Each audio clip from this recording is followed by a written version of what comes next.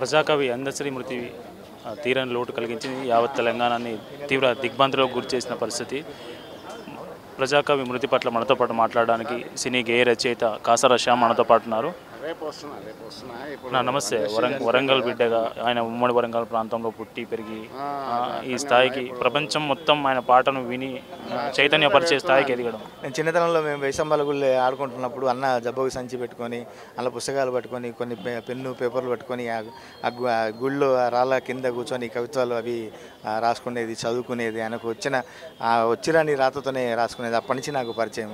ఆ తర్వాత జానపద రచయితగా ఎన్నో జానపద గేయాలు రాసి చాలామందికి మన బండ్ల బాట అని చెప్పి అటు బండ్ల బాట అని సిద్దిపేట, చిన్నంగా పోవాలి సిద్దిపేట అని అక్కడి నుంచి అన్న ప్రస్థానం ప్రారంభమైంది.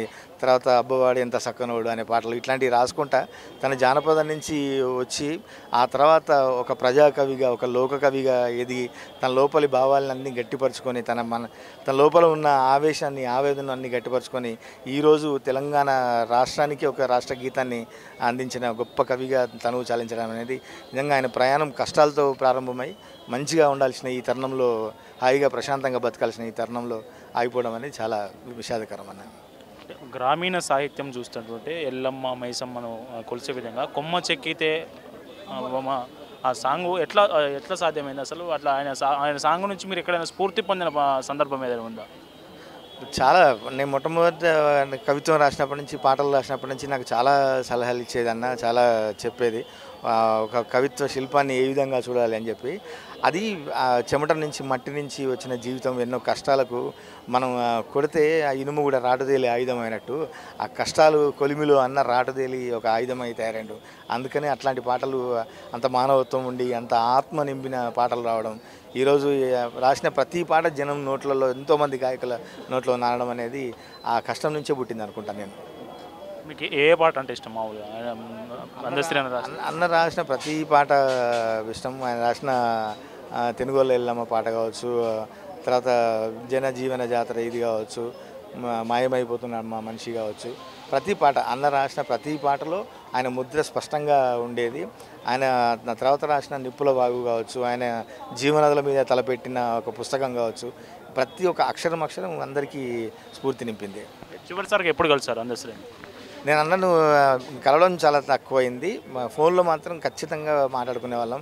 కనీసానికి ఒక 10 రోజులకు, వారం రోజులకు అన్ననే ఫోన్ చేసి మంచి చెడ్డ మాట్లాడేటోడు. కొత్త పాటల గురించి మాట్లాడేది, సాహిత్యం పోకళ్ళ గురించి మాట్లాడేది, ఇప్పుడున్న జనరేషన్ గురించి మాట్లాడేది. చాలామంది యూత్ తనకున్న ఫ్రెండ్స్ గురించి మాట్లాడేటోడు. చాలామంది తెలియదు కానీ అన్న గంభీరంగా కనిపిస్తుంది. తన ఆకారం, విగ్రహం అంత గంభీరం, కానీ ఆ లోపల తెలియని ఒక పసి మనిషి, ఒక పసి మనసు ఉంది. చాలామందికి తెలియదు అన్నకు. అంటే కవికి ఒక ధిక్కారం ఉంటుంది మామూలుగా, అతని అక్షరాలకు ఉంటుంది, ఆయన కవిత్వానికి ఉంటుంది. ఈయనకు కూడా మొండితనం, చివరి వరకు ఒక మొండితనం కనిపించేది. మీకు ఎప్పుడన్నా అట్లా అనిపించిందా? ఖచ్చితంగా. అది కవికి దిశనాహంకారం అంటారు. అది అహంకారం కాదు, పొగరు కాదు, ఆ ధిక్కారం. అది మనం మామూలుగా చూస్తే కూడా ఆ తల ఎత్తందే విత్తనం కూడా చిగురులాగా పైకెత్తదని. ఆయన ఎప్పుడు తల ఎత్తే బతికిండు ఆయన. నిజంగా ఆ తల ఎత్తిన తత్వమే ఆయన ఒక ఇంతమంది కవులల్లో ఆయనకు సపరేట్గా ఒక స్థానం ఏర్పడింది ఆయనకు.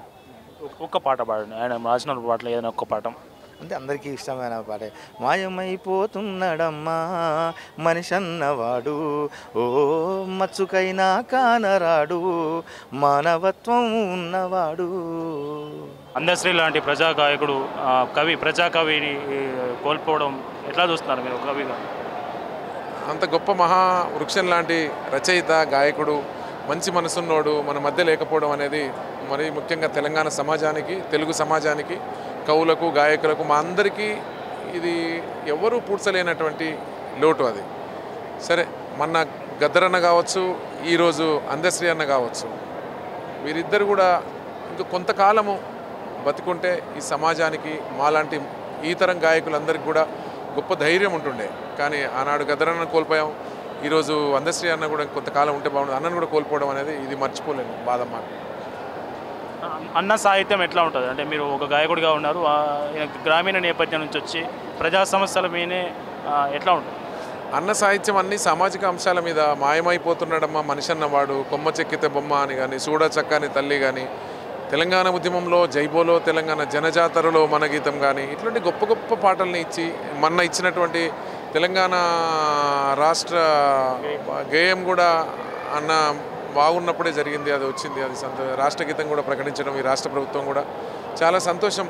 చాలా విజయాలు చూశాడు. ఎందుకు గొర్రె కాపరిగా జీవించాడు, కూలిగా జీవించాడు, మేస్త్రిగా జీవించాడు, కష్టాలతో కన్నీళ్లతో బాధలతో బతుకులతో సమాజాన్ని బ్రతుకు పుస్తకంగా చదువుకొని అతను ఒక గొప్ప అంటే ఆయన కడుపుల నుంచి ఆయన అక్కడక్కడనే ఆయన సృష్టించుకొని గొప్ప పాటలు రాసి సమాజానికి మేల్కొల్పినటువంటి ఒక మహామేధావి మహాకవి అన్నని మన మధ్య ఈలో లేకపోవడం అనేది కూడా అది తీర్చని లోటు అని కూడా ఈ సందర్భం గుర్తు చేసుకోవాలి. ఆయన నిరాడంబర జీవనాన్ని ఎట్లా చూస్తారు? ఆయన ఎప్పుడూ అత్యంత సాధారణమైన ఇంటిలో ఉంటున్నారు. ఇప్పుడు కూడా ఆ ఇల్లు చూస్తే అసలు ఒకవైపు కూలిపోతూ ఉంది.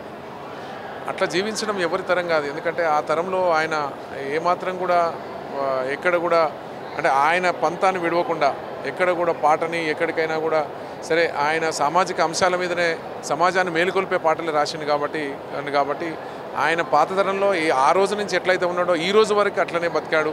కానీ అట్లా జీవించడం అనేది ఎవరి తరం కాదు. సామాన్యుడిగా జీవించడము, సామాన్యంగా ఉండడము, ముక్కుసూటితనము అది ఎందుకంటే ఆయన జన్మతః వచ్చింది అన్న కదా.